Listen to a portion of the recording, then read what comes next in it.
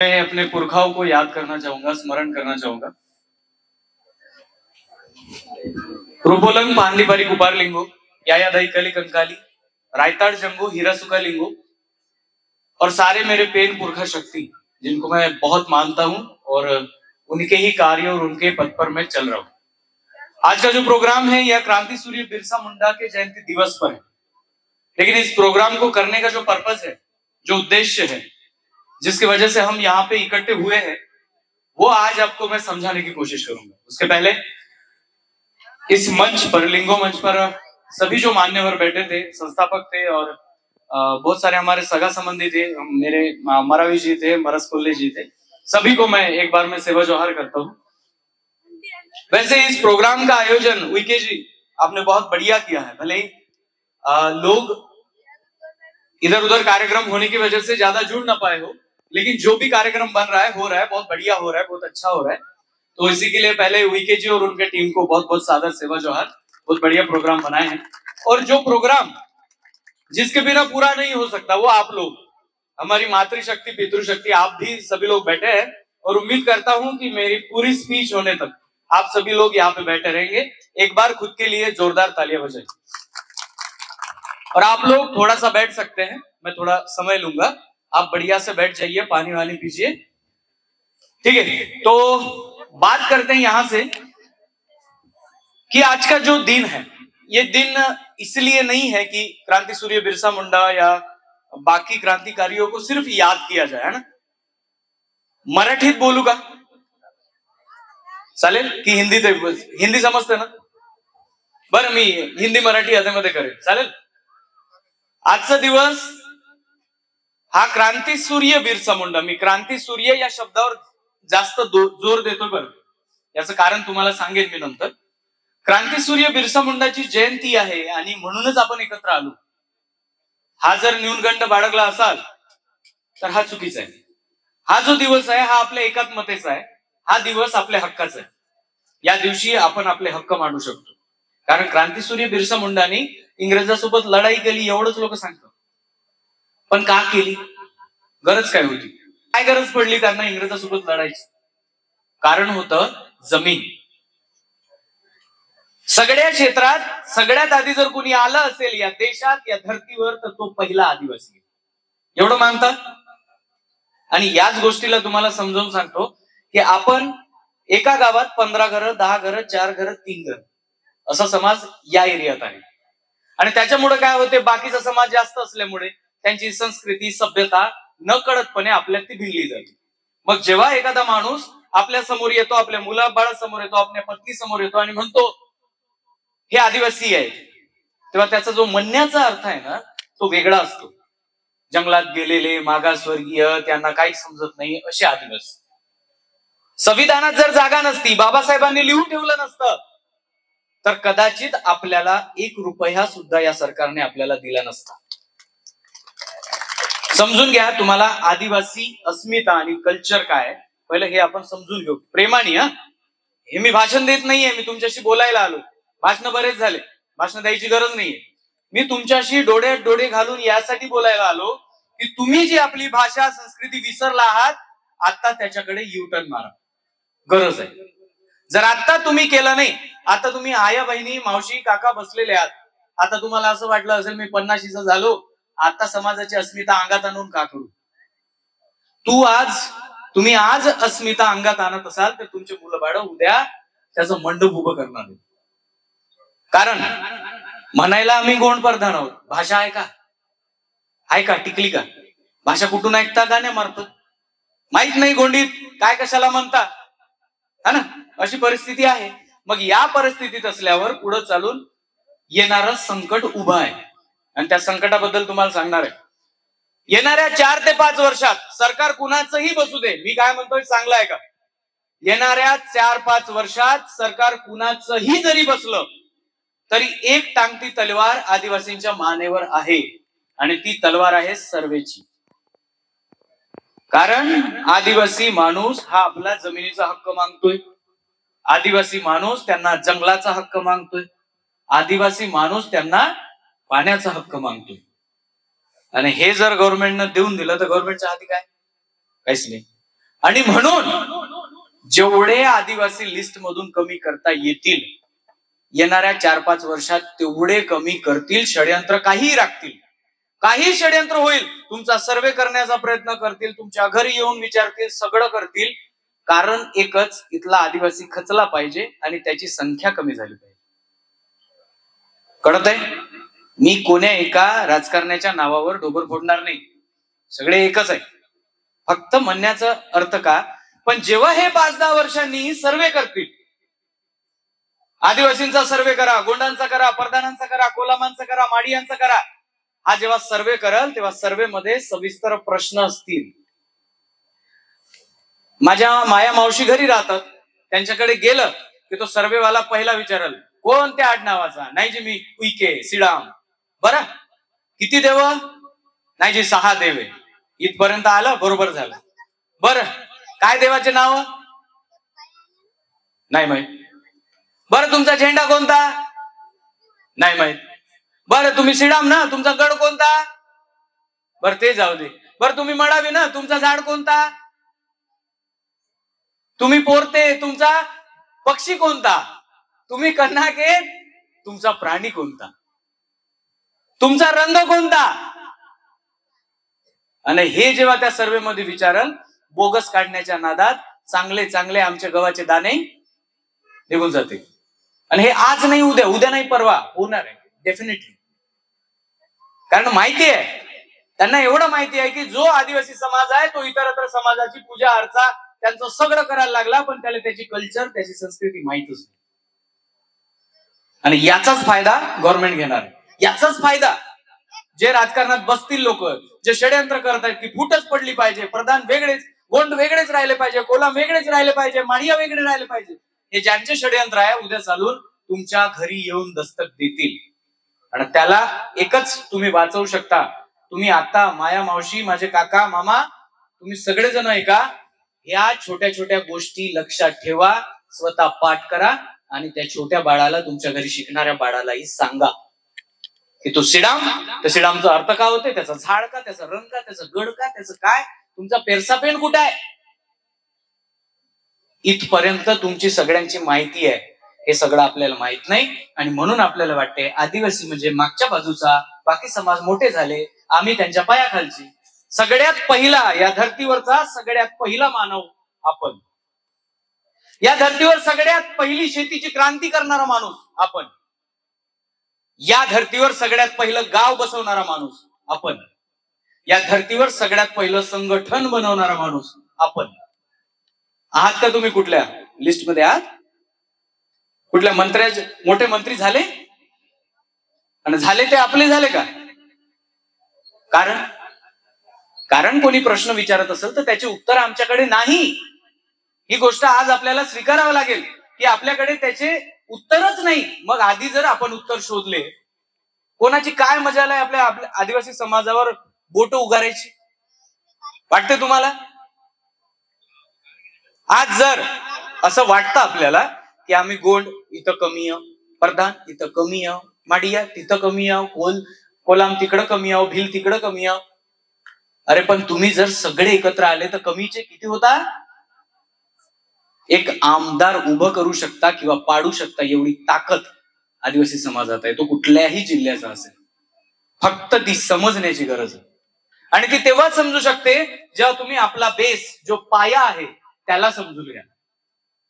मी मी जवळपास भारतभर फिरलोय, सगळेच राज्य फिरले, काही 1-2 सोडले, सगळेच मी राज्य फिरलोय. आणि त्या सगळ्या राज्यात जेव्हा मी जातो, आपले ट्रायबल लोक, त्यांचा एरिया पाहतो, तेव्हा हेच एक लक्षात येतं की आपल्या क्षेत्रात, आपल्या समाजात प्रबोधन समजण्याची जी मॅच्युरिटी आहे ती बाकीच्या समाजापेक्षा 5 वर्षांनी मागे आहे. जसं एखादा मुंबईवरून माणूस येत आहे आणि तो प्रबोधन करत आहे, तेव्हा त्याचा समाज एवढ्या संख्येने तिथे जातो की त्याचा शब्द न शब्द कानात भरून ते लोक घरी येतात.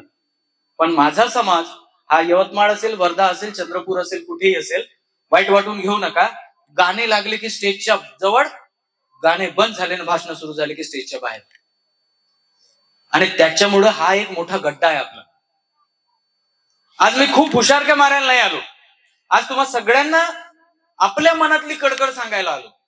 तुम्हाला माझं भाषण संपल्यावर पटलं तेवढं घ्या, नाही पटलं तर अरे त्यांना काय खोटं नाटं सांगलं म्हणून सोडून द्या. पण जे काय सांगतोय ते चांगलं कानात ऐका, इतरत्र भटकू नका.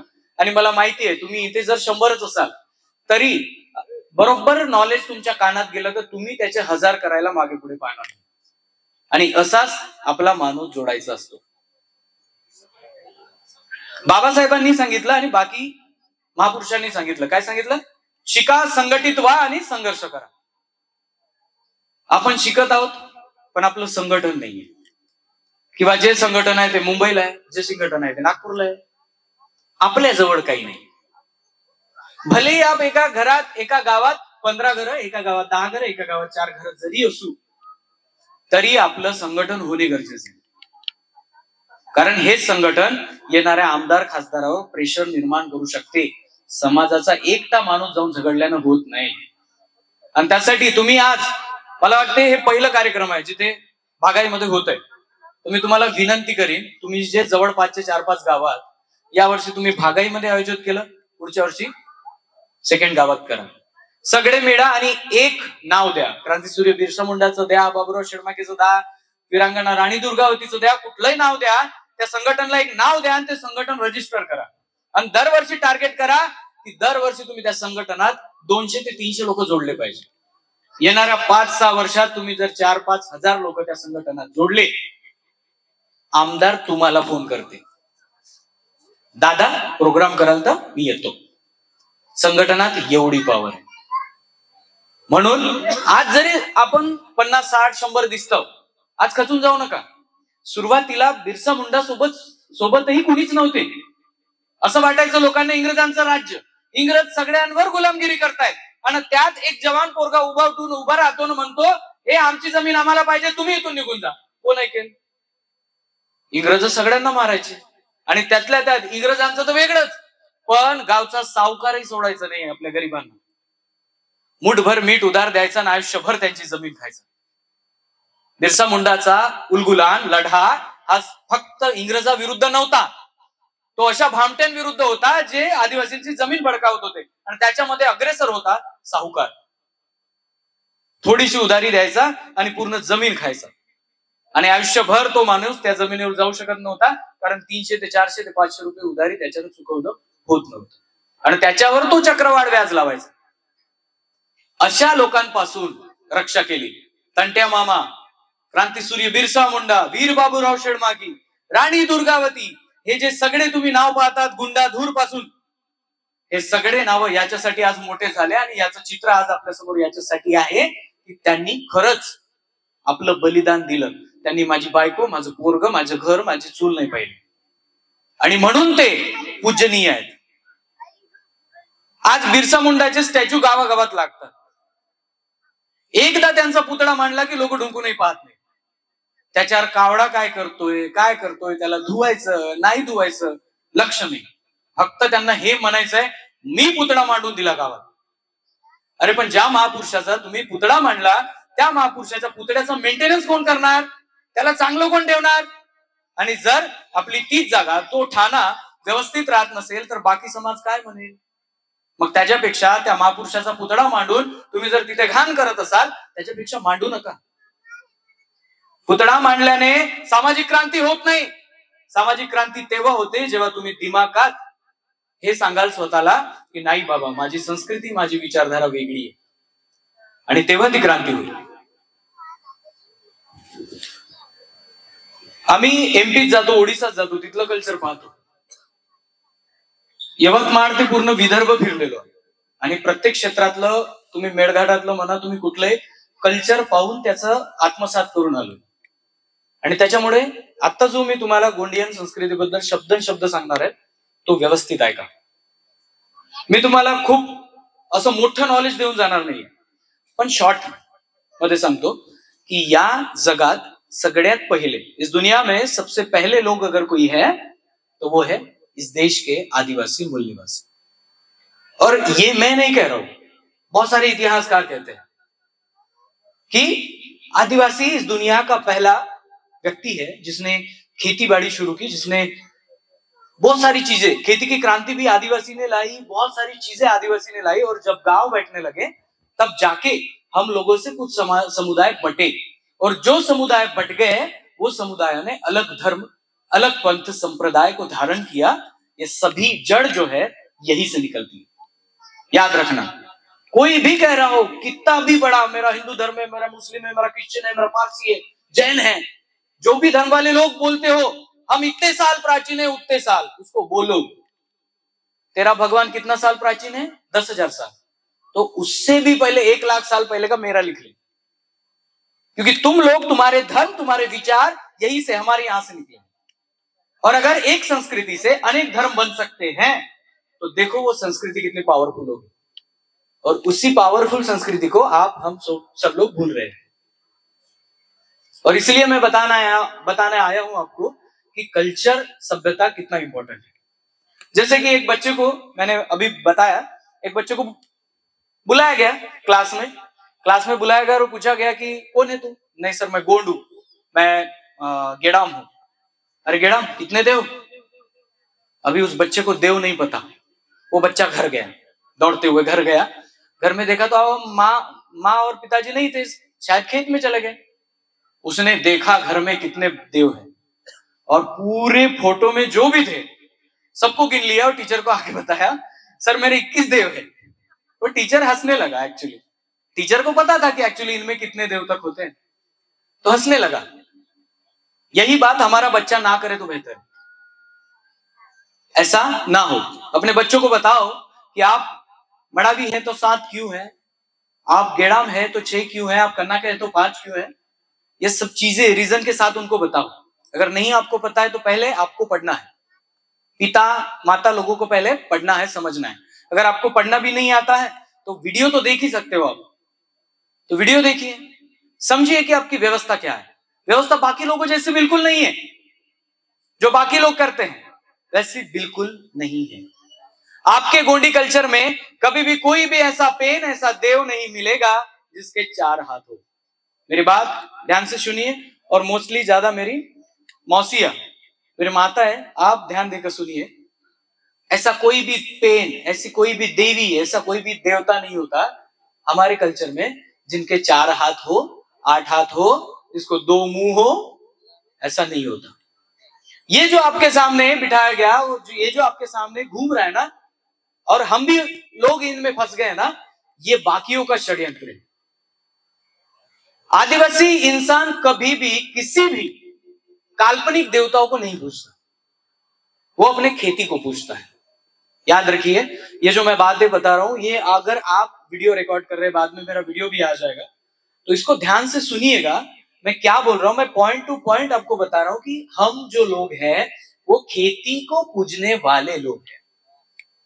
खेती को, और खेती को सिर्फ फसल आने के बाद नहीं, खेती कहां से शुरू होती है और कहां एंड होती है, इन सभी पॉइंट में जितने भी पॉइंट आते हैं। खेती में सबसे पहले क्या है? खेत खलियान साफ करना, उसके बाद बीज लगाना, बीज को थोड़ा सा अंकुर आए उसका एक त्योहार होता है, बीज थोड़ा सा बड़ा हो जाए यानी पेड़ थोड़ा सा बड़ा हो जाए उसका एक त्योहार होता है। उसके बाद जो आप धान लगा रहे हैं या कपास लगा रहे हैं, आप कुछ भी लगा रहे हैं, आप तूर भी लगा रहे हैं, उसमें जब दाने में दूध आ जाता है ना, दाना बनने से पहले, वो दूध आने के बाद भी एक त्योहार होता है। दाना पूरा बन जाता है तब भी एक त्योहार होता है, और जब वो फसल आपके घर में आ जाती है तब तो दिवाली हो जाती है। समझ रहे? फटाकों का या किसी 4 हाथ वाले भगवानों का त्योहार नहीं है आपका। समझकर मत चलो कि ये आपके जो पेन पुरखा है। मुझे बताओ, आप अगर स्कूल में जाते हो, मैं स्कूल के प्रांगण में खड़ा हूं, इतिहास के कोई विद्यार्थी होंगे तो हड़प्पा, मोहनजोदारो, इतने सारे उत्खनन किए गए उसमें, जहां पे मानवों के नरकंकाल मिले, फिर ऐसा क्यों नहीं मिला जिसमें एक आदमी को 4 हाथ हो? क्यों नहीं मिला ऐसे? जब हमारे रिसर्चकार खुदाई करते हैं, उनको बहुत सारे हजारों साल पहले के कंकाल मिल जाते हैं, उनका ढांचा मिल जाता है, तो 4 हाथ वाले इंसानों का ढांचा क्यों नहीं मिलता? क्यों नहीं मिलता? क्योंकि ये जो लोग 4 हाथ वालों की बात बता रहे हैं, ये सरासर गलत है। और मैं बाकियों को गलत नहीं कहूंगा क्योंकि उनका कल्चर है। मैं अपने मां बहनों को समझा रहा हूं कि आपका कल्चर नहीं है 4 हाथ वाले और काल्पनिक देवताओं को मानने का। आपका कल्चर क्या है? आपका मेन पेन क्या है? तो आपका मेन पेन है पेरसा पेन, और ये पेरसा पेन की कहीं भी आपको फोटो नहीं मिलेगी। पूरी दुनिया के गोंड ट्राइब में जाकर ढूंढो, पेरसा पेन की फोटो नहीं मिलेगी। क्यों नहीं मिलेगी? क्योंकि आदिवासी इंसान उस परम शक्ति को मानता है जिस परम शक्ति का कोई आकार नहीं है। अगर इंसान जैसा इंसान वो दुनिया बना कैसे सकेगा? अगर जिस शक्ति ने इस नेचर को बनाया होगा, प्रकृति को बनाया होगा, वो क्या हमारे जैसे दिखती होगी? नहीं, वो निराकार है। और इसलिए हम लोग पेरसा पेन जब पूजने जाते हैं तो गांव छोड़कर जंगल के पास, खेत के पास चले जाते हैं। वहां पे जाके उस शक्ति को आवाहन करते हैं, किसी घर में, मंडप में नहीं करते। इसका बहुत बड़ा रीजन है जिसको हम आगे समझेंगे। ये जो पेन व्यवस्था है आप में जो त्योहार व्यवस्था है, ये सिर्फ लोगों ने बताई है इसलिए नहीं आया। हर त्योहार का एक अलग अर्थ है। अगर मैं आपको बात बता दूं, चैत्र महीना जैसे आता है, इधर खाते हैं क्या? मांडवस करते हैं, मांडवस मनाते हैं 1 अप्रैल को। चैत्र महीना आ जाता है तो नहीं करते। मांडवस मनाते हैं, घुघरिया बनाते हैं। घुघरे जो है, बहुत सारे जो धान्य होते हैं ना, वो पका के खाते हैं उस दिन पहले। बहुत सारी चीजें होती है अपने कल्चर में। क्योंकि हम लोगों ने भाषा को दूर किया, तो वैसे वैसे वहां से जो कल्चर आ रहा है वो धीरे धीरे इधर खत्म होते जा रहा है। और मैं आप सभी से यही हाथ जोड़ के विनती कर रहा हूं, घर में जाके सोचिए कि क्या मैं मेरे संस्कृति के हिसाब से कर रहा हूं? अगर मेरा बेटा, मेरी बेटी आके मेरे को पूछेगी, पापा मम्मी हमारे कल्चर में कैसे करते हैं, तो क्या आपको पता है? बता पाओगे? नहीं बता पाएंगे। तो नहीं बता पाएंगे तो आज आपको कहीं जाने की जरूरत नहीं, यूट्यूब पे डाल देंगे तो बहुत सारे लोग बता रहे हैं कैसे करना है गोंडी पद्धति से।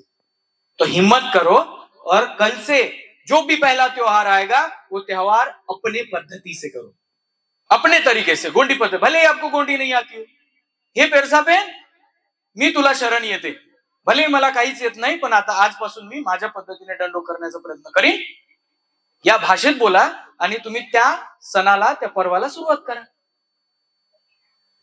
सरळ सोप्या शब्दात. आणि दुसरी गोष्ट ऐका, बाकी धर्मात वेगवेगळ्या प्रथा आहेत. कोणी मस्जिदवर जाताना लहान चादर नेते, गरीब, श्रीमंत मोठी नेते. आपण हिंदू जर प्रथेत पाहिलं तरी तिथे पेढा नेणारा पेढा नेते, तर कलाकंद देणारा कलाकंद देते. नाहीच असेल तर एखादा गरीब माणूस साखरच नेते.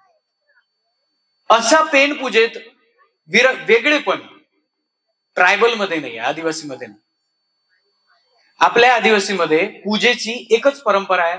राजा जरी असेल तरी त्याला 20 रुपयेच खर्च आहे, आणि एकदम मजूर गरीबही असेल तरी त्याला 20 रुपयेच खर्च आहे. आपल्यात पूजा करण्याच्या पद्धती वेगळ्या नाही आहेत. आता या पूजेत आपण फुले वापरले, छान झालं, तुम्ही फुलं आणून टाकले, त्यांना सजवले, पण ऍक्च्युअली आदिवासीचा कन्सेप्ट याच्यापेक्षा काही वेगळा आहे. तुम्हाला छान समजवतो, समजून घ्या. आपण झाडं वाचवणारे लोक नाही आहोत. कोणताही नेता आला, मंचावर उभा झाला की पहिला प्रश्न, आदिवासी जंगल वाचवतात, झाडं वाचवतात. त्याचं एक गाणं ताला सुरात सुरू राहतं. त्याला हे नाही माहित येड्याला, फक्त आम्ही झाडच वाचवत नाही, आम्ही त्या झाडांचे बीज वाचवतो. कळलं का? एक झाड कुंपण करून राहिलं तर 250 वर्ष 300 वर्ष जगल, पण त्याचे जर तुम्ही बीज संवर्धन केले तर येणाऱ्या 8व्या पिढीपर्यंत सुद्धा पोहोचवू शकता. आणि ही सिस्टम, सीड बँक आदिवासी मध्ये आहे, हे कुणामध्येच नाही आहे. माझी तरी आई, आमच्या घरी सांद आहे, सांदवाडी म्हणतात. घराच्या बाजूला थोडीशी जागा करतो आम्ही जिथे भाजीपाला लावतो. तर एकदा आईने कुठून कारल्याचं वेल बी आणलं असेल, आणि ते वाल असतात, वालाचं बी आणलं असेल. त्याच्यानंतर आजपर्यंत मी नाही पाहिलं की आईनं कुठून बी आणलं. दरवर्षी आई बी लावते, दरवर्षी वाल खातो, दरवर्षी कारले येतात, दरवर्षी सगळ्या भाज्या खातो, परत आई त्याचं बी वाचवते. आणि हे सगळं तुम्ही करत असाल तुमच्या वावरात, तुमच्या सांदवाडीत. हे जे प्रथा आहे ना, हे आपल्याला कोण नाही सांगितलं, हे आपल्या रक्तात आहे. झाडांचे फळं आपण अवश्य खातो, पण आपल्याला माहित आहे त्याला कधी लावायचं आणि कधी मोठं करायचं. बाकी लोकांसारखं धुमेधाड तोड आणि त्याचा वापर कर, अशातला भाग नाहीये. आणि म्हणून आदिवासी लोग सिर्फ और सिर्फ पेड़ नहीं बचाते, तो आदिवासी लोग सिर्फ बीज बचाते हैं. आता समजा कोणी जर म्हणलं आदिवासी तू कोण रे, आमचं पोरग छाती फुगवते, मी प्रकृती पूजक आहो. अबे मग प्रकृती पूजक आहे तर काय तुझ्या तसं जे प्रकृती पूजक म्हणण्यासारखं काय आहे? काय माहिती आहे प्रकृती पूजक म्हणजे काय? बाकी तर लोक पूजाच करत आहे. आता धुमेधाड तुळशीचं लग्न झाले, तुम्ही केलं सर, मान्य करा, काही विषय नाही, कारण चुकीतून शिकतो. लक्षात घ्या, झाडाचं लग्न केल्यानं काय वाकडून वेळ होणार आहे? आणि तसं असतं तर मग येण्याचं झाडा खेरा सोबत मोहाचं झाड कोण? प्रत्येक झाडाचं लग्न लावत बसले असते का? अरे पेड़ों की अगर शादी होना होता तो पेड़ खुद ही कर लेते, आपको बुलाते, और आप शादी करके क्या कर रहे हो? आप अगर नाग जो है वो अगर दूध पी रहा होता तो नाग को उसकी माँ ही दूध पिला देती. हमारी आपकी क्या जरूरत है? एक दिन नागपंचमी आएगी, दूध लेके जाते हैं और फिर बाकी 12 महीने तो साहब भूखा मर जाएगा फिर, है ना? अपने बलबूते जी रहा है कि वो साहब. अशा ज्या अंधश्रद्धा आहेत ना, त्या अंधश्रद्धा काढून फेका लागतील. आज तुम्हाला जरी माझं बोलणं वाईट वाटत असेल तरी उद्या जर तुमचा मुलगा, कारण पुढचं जे जग आहे ते जग इंटरनेटचं आहे, याच्यात तुमचं चेटूक भूत भय दैत हे नाही चालणार आहे. तुमचा पोरगा डायरेक्ट तुम्हाला प्रश्न करणार आहे. बाबा ज्या गोष्टीचं काही तुकच बनत नाही, ज्याचा काही अंदाजच लागत नाही, ते का आम्हाला सांगतो? आणि त्यावेळी तुम्ही स्वतःच्या मुलाबाळांना काय सांगा? त्यासाठी माहीत ठेवा की माझं कल्चर कसं आहे. आपण फुलं लावली आणि स्वतःला प्रकृती पूजक म्हणत आहोत, काहीच संबंध नाही, याचा आपल्याला काहीच संबंध नाही. जो माणूस जास्तीत जास्त झाडांच्या बिया वेस्ट करतो तो स्वतःला प्रकृती पूजक कसा म्हणेल? आहे शक्य? एका झेंडूच्या फुलात कमीत कमी 50 बिया पकडा. एक झेंडूचं फुल 50 झाडं बनवू शकलं असतं. आपण किती नाश केले बर. आपल्या पुरख्यांनी फुलं उधळली का? तुम्हाला आठवतंय कुपारलिंगोच्या फोटोमध्ये कुठं फुल दिसतंय? तुम्हाला दिसतील तरी मोहाचे फुलं दिसतात. आणि मोहाचं फुल याच्यासाठी महत्वाचं आहे की ते फुल पडते तेव्हा त्याच्या बीजाला धक्का लागत नाही. ते फुल पडते आणि त्याचं बी झाडावरच राहते. म्हणजे ज्या झाडापासून आम्ही फुल घेतो त्या झाडाच्या वंशवेल विस्ताराला धक्का लागला का? नाही. मी तुम्हाला कन्सेप्ट समजवतो. कन्सेप्ट असं नाही की राहुल दादा आले आणि एवढे खोट आहे म्हणून सांगून गेले. तुम्हाला जे पटते ते करा, पण तुमच्या जे कन्सेप्ट आहेत, बारीक कन्सेप्ट आहेत, ते तुम्हाला सांगत आहोत की ज्या फुलातून ज्याचे बीज वाया जातात ते फुलं आपले पूर्वज वापरत नव्हते. तेव्हाच तर आम्ही स्वतःला प्रकृती पूजक म्हणू. एवढे मोठे बीज वाया गेले आणि कोणी म्हटलं प्रकृती पूजक म्हणता रे, याचा काय अर्थ? काय सांगाल? काहीच नाही. आणि म्हणून जेवढ्या डीप गोंडवानाच्या एरियात जाल त्या एरियामध्ये आजही तुम्ही पाहाल तर महापुरुषांच्या फोटोला मोहाच्या फुलांचे हारच टाकतात, किंवा कमीत कमी अक्षता, हळद तांदूळ आणि मोहफूल सोडून देतात. हा, आता आपण त्या प्रश्नावर होतो कुठल्या, की एका राजालाही 20 रुपये लागतात आणि एका मजुरालाही 20 लागतात आपली पेन पूजा करायला. भलेही तुमच्या घरी आज तुम्हाला माहित नसेल कसं गोंडी पूजा केली जाते, पण तुम्ही सुरुवात करू इच्छिता तर याला जास्त गोष्ट लागत नाही. पहिलं एक तांदूळ सगळ्यांच्या घरी राहतं, हळद सगळ्यांच्या घरी राहतं कारण ती शेतातून येते, त्याच्यात काहीच केमिकल राहत नाही. त्याच्यानंतर मोहाचे फुलं एवढे जमा केले तर वर्षभर आपल्याला पूजा करायला होती. जमवून घ्यायचे, मोह फुलं ठेवायचे. आणि कधीही गोंगो करताना, पूजा करताना, तुम्ही पेरसापेन पूजा, तुम्ही कुठलंही पूजा, जवळच्या झाडाचे जठर पानं तोडायचे. कुठलंही झाड असेल, या प्रकृतीतलं कुठलंही झाड असेल, जठर पानं तुम्ही 5 देव्या 5 तोडा, 6 देव्या 6 तोडा. पानाला चांगले धुवून टाका, त्याच्यावर अक्षता ठेवा. आणि जे मी सांगलं तुम्हाला, तांदूळ, हळद आणि मोहफूल यांच्यातच तुमची पूजा ओके. ज्या जागेवर करता त्या जागेवर पाणी टाकून हात फिरवून द्या, झालं. कारण आमच्या पूजेत अवडंबर नाही. लोकांसारखं येड आलो गोड आलो, याचा धुवा त्याचा धुवा, गरज नाही. आणि आपल्याकडे धूप वापरतात, पण तो धूप झाडाचा वापरतात. हे जो डिंक तुमच्या झाडाला दिसतो ना, त्या डिंकाला घरी आणून ठेवा, उन्हात वाढवा. उन्हात वाढवल्यावर, भरपूर ते वाढल्यावर त्याला निव्यावर ठेवा, छान सुगंध येतो. तेच आपलं धूप.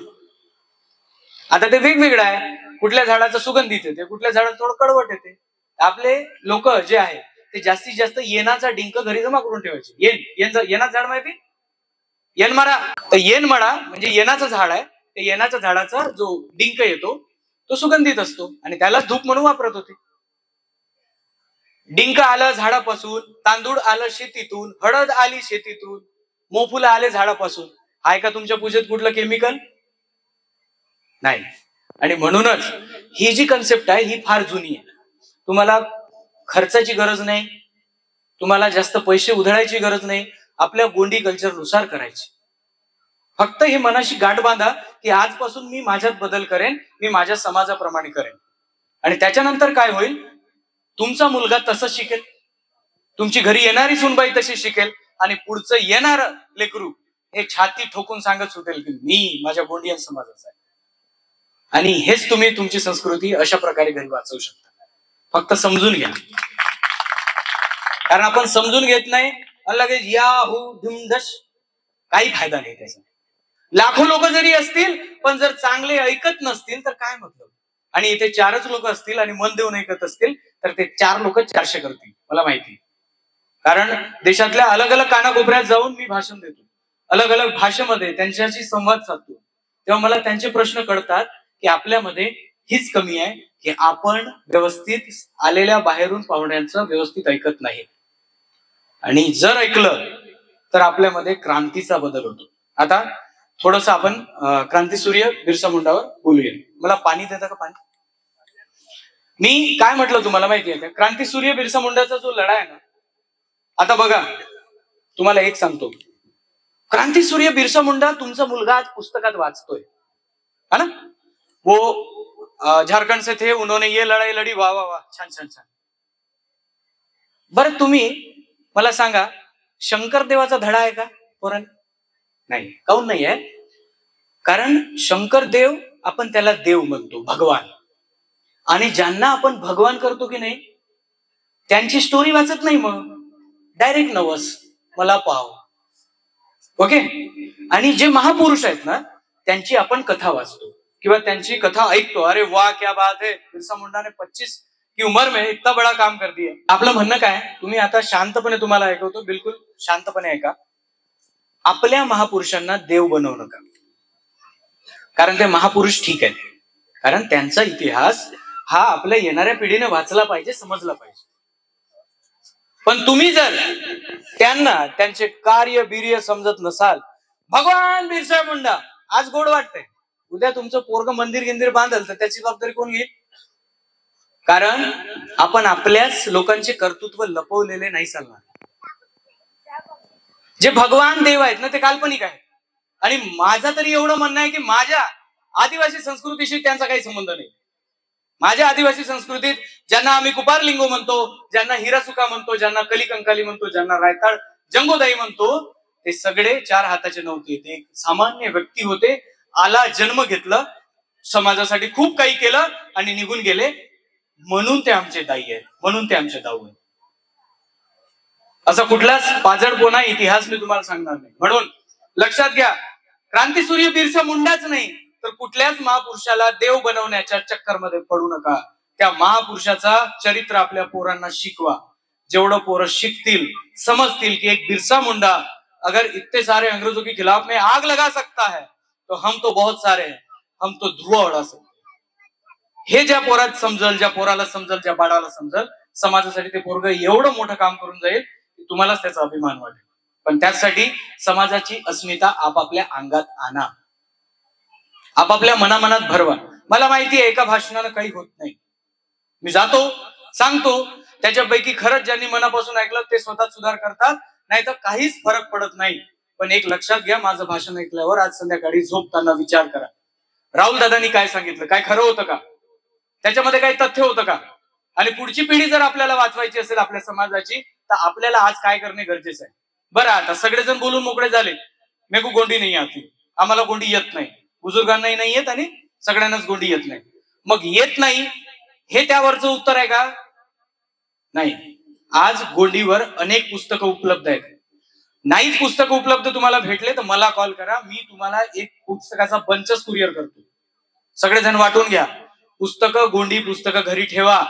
गोंडी गाणे ऐका, त्याच्याने खूप जास्त लवकर शिकता येते बरं. गोंडी गाण्याने वरा म्हणजे ये, उदा म्हणजे बस, त्या सगळ्या गोष्टी तिथे गाण्यातही समजतात. पण पुस्तकं घ्या, तुम्हाला वाचता येत नसेल तर पोराला बसवा आणि म्हण रोज 2 पानं वाचायचे बाबा. त्या पोराला सांगून ठेवा आणि तुम्ही ऐका, त्यालाही वाचू द्या. हळूहळू गोंडीचं वातावरण घरी निर्माण करा. कारण ते जोपर्यंत तुम्ही वातावरण निर्माण करणार नाही, पोराला माहीतच नाही की आपलं कल्चर काय, तर ते पोरगा आपल्याकडे वळलच कसं. आपण म्हणतो हे नवीन पिढी इकडे जाते, आमच्याकडे येत नाही. नवीन पिढीला माहीतच नाहीये कुपार लिंगो कोण, माहित आहे का? मग ते सांगणं कोणाची जिम्मेदारी आहे? आपली जबाबदारी आहे. कुपार लिंगोचा फोटो इथे लावलेला. कुपार लिंगो म्हणजे कोण? एक धोती लावलेले गृहस्थ इथे बसून आहेत, त्यांच्या फोटोला आपण दिला हार. कोण? हे जे तुमचे देव व्यवस्था आहे, मी कना के 5 तुम्ही गेडाम 6, हे जे व्यवस्था आहे ते बनवणारे निर्माण करणारे कुपार लिंगो आहेत. आणि म्हणून आपण त्यांना लिंगो म्हणतो. बरं, लिंगो लिंगो हा शब्द देव नाही बरं का. आत्ताचा डॉक्टर या काळात कोणीही पीएचडी करतो. पीएचडी म्हणजे एक डिग्री आहे आणि ती डिग्री एखाद्या सूक्ष्म विषयात केली जाते. शाळेतल्या मुलांना माहिती असेल, पीएचडी बद्दल त्यांनी ऐकलं असेल. तर युनिव्हर्सिटीला जाऊन ते एक सूक्ष्म एखाद्या पर्टिक्युलर विषयामध्ये ती डिग्री केली जाते. आणि मग तेव्हा तो माणूस स्वतःच्या नावासमोर डॉक्टर लावतो. डॉक्टर अमका टमका, डॉक्टर अलाना फलाना. तर त्याचं रिसर्च झालेलं आहे. तसेच आमचे लिंगो रिसर्चर होते. त्यांनी सगळा व्यवस्था निर्माण केली. हिरासुका जे लिंगो आहेत त्यांनी संगीत बनवलं, 7 सूर किंगरी पासून निर्माण केले. आमचे भीमाल पेन जे लिंगो आहेत, त्या भीमाल पेनांनी तुमचं पावसाचा अंदाज कसा करायचा, कसा समजायचा याचं विज्ञान दिलं. बरं, इकडे होतात का पाऊस आला की दिवसाची पूजा होते का? करतात का?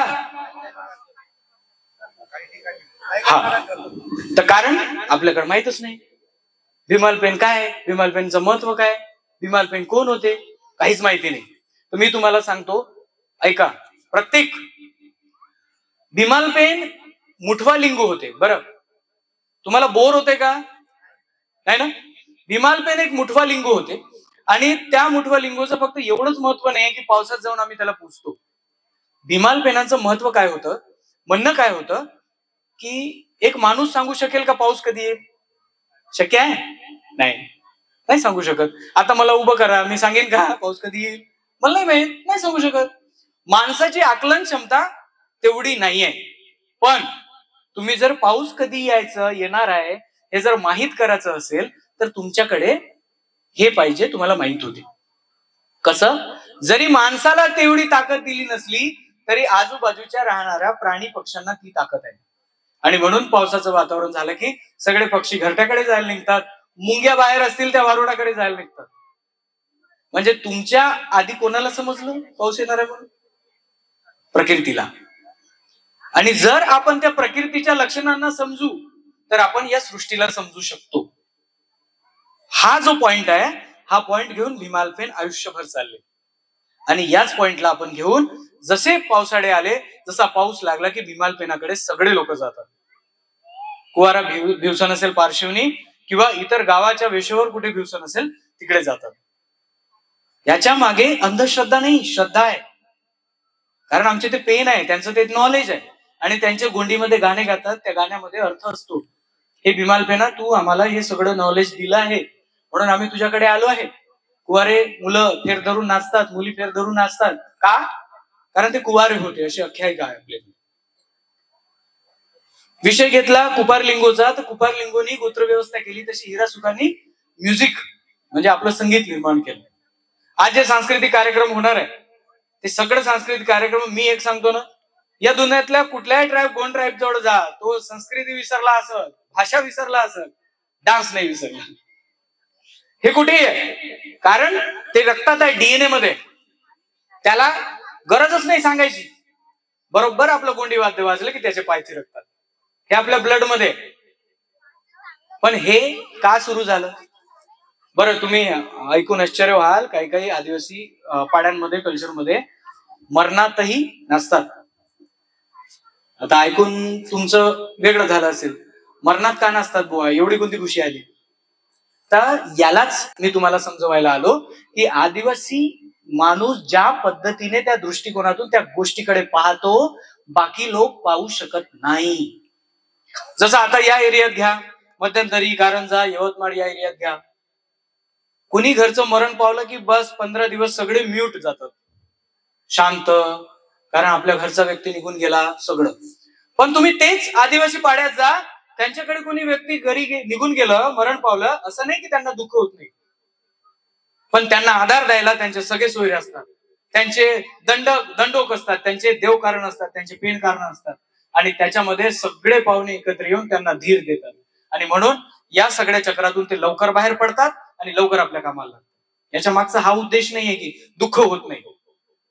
बाकी लोक ज्या दृष्टिकोनातून पाहतात आपण तसं पाहत नाही. कुठे कुठे अंत्ययात्रा, व्यक्तीची अंत्ययात्रा नेली जाताना वाद्यही वाजवत नाही, शांतपणे घेऊन जातात. तुम्ही आमच्याकडे या, नेताना प्रॉपर सनई पोंगाड्याचा वाजा असतो, शवयात्रेला नेताना ना समोर कोणतरी फटाके फोडतो.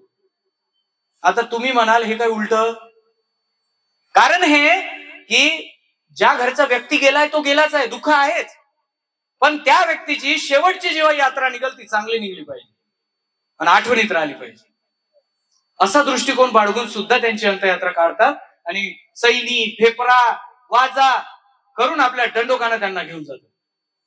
दुःख सगळ्यांना आहे, फक्त विचार करण्याची पद्धत वेगवेगळी आहे. जो जसा विचार करतो तसा बनतो. वेगवेगळ्या प्रथा आहेत आपल्या ट्रायबल मध्ये सुद्धा, पण खूप इंटरेस्टिंग आहेत. एक एक गोष्ट, एक एक पैलू, एक एक दंडो. तुम्ही मरणापासून तर शवयात्रा सोडून घरी येऊन हात धुण्यापर्यंत, तुम्ही आल्यावर माहितीये का इकडे आहे नाही माहित नाही, आमच्याकडे प्रथा आहे, हळदीने हात धुतात. हळद असते, तेल असते आणि ते हाताला लावतात आणि मग बाहेर जातात. त्याचं कारण हे, हळद ही अँटीबायोटिक आहे. हळद जी आहे ती अँटीबायोटिक आहे आणि आपण एवढ्या शवयात्रेत फिरलो म्हणजे कुणाचा हात कुठेही लागला, आणि त्यासाठी तो हात स्वच्छ करायसाठी सगळ्यात पहिले प्रथा मांडून दिली की हळदीने ते हात स्वच्छ धुवायचे आणि त्याच्यानंतर काय करायचं ते करा. आता पेन कड्यावर हेच आहे, लोक दारूला नाव कुठे ठेवतात बरं. आता इकडे माहित नाही कशी काय व्यवस्था आहे, पण आमच्याकडे मोहाचा अर्क बनवला जातो आणि मोस्टली मी तुम्हाला सांगतो पेरसा पेनच्या पूजेमध्ये तो वापरला जातो. मोहाचा अर्क तुम्ही समजून घ्या, अर्क, मोहाचा अर्क काढला जातो आणि ते पेन पूजेत वापरतो. आता कोरोना आला लगेच आपल्याला माहित झालं, अरे सॅनिटायझर नावाची काहीतरी गोष्ट आहे, 2 थेंब टाकायची, घुसायचं आणि लगेच कीटाणू मरतात. पण ही सॅनिटायझरची प्रथा आपल्या पूर्वजांनी हजारो वर्षापूर्वी आपल्या पेनकड्यावर लावली, कोणाला पता नाही. आम्ही जेव्हा पेरसा पेनला जातो दरवर्षी वैशाख मध्ये, तेव्हा पेरसा पेनला गेल्यावर सगळ्यात पहिला नियम, पाय टाकल्याबरोबर तो एक व्यक्ती तिथं उभा राहतो, 10 रुपये घेतो आमच्याकडून किंवा काही, तो मेवना असून आम्ही त्याचा मान करतो, तो आमच्या हातावर मोहाचा अर्क देतो, आम्ही त्याला असं हात दोन्ही हाताने चोडतो, पुसपास करतो ना मग अंदर जातो. त्यांचं काय म्हणणं आहे की जगातली पहिली सॅनिटायझर आहे जी कोण वापरत आहे, आपण सगळे वापरत आहोत. पण आपल्याला माहित आहे का नाही. मग काय केलं आपण, त्या सॅनिटायझरला जास्त प्यायला लागलो आणि मग त्याच्यानंतर सगळं गणित बिघडलं. सगळे संस्कृती, कल्चर, भाषा सगळ्या तुमच्यातून निघाल्या आहेत.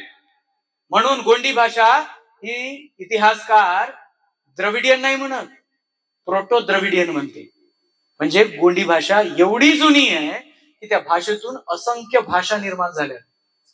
एवढंच का, मोहनजोदाडोची जे संस्कृती उत्खननात सापडली, जी भाषा आजपर्यंत कोणी वाचू शकले नाही, ती भाषा तिरुमल मोतीराव कंगाली साहेबांनी गोंडी भाषेत वाचली.